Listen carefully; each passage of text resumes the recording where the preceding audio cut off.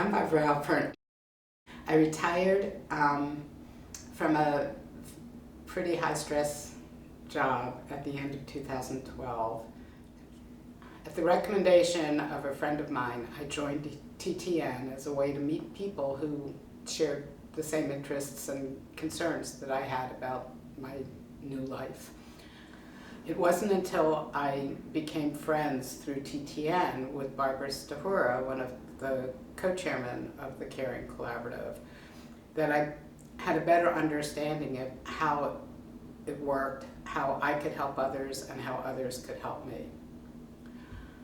One of the things that had been hanging over my head and causing me a lot of anxiety was the fact that my doctor for several years had been telling me that I need to get a screening colonoscopy. I put off doing it not because I was afraid of the procedure, but because I had nobody available that could pick me up and escort me home. And I wasn't sure what condition I would be in and whether I'd be able to be on my own. After I joined the Caring Collaborative, I decided to test the system.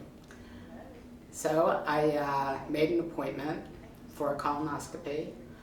I went for the pre-screening evaluation, and I put out the email request to the coordinator telling them I needed somebody to escort me home at 8:15 in the morning.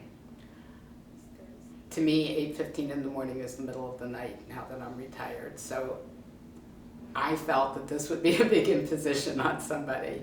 However, within a couple of hours, I received an email from the coordinator with the name of the first person who had volunteered to help me.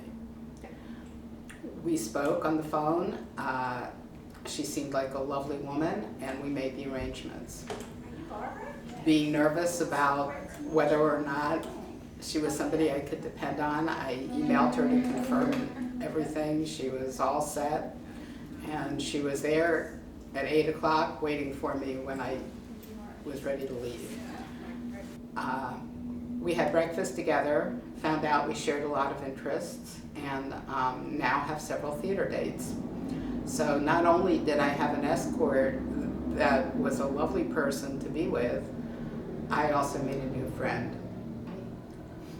I've also attended my first neighborhood meeting with the downtown group here and discovered a group of lovely women, all of them people I would enjoy spending time with, and many of whom have the same interests that I have. So for me, the Caring Collaborative has become a much bigger thing than just somebody to escort me home from a colonoscopy.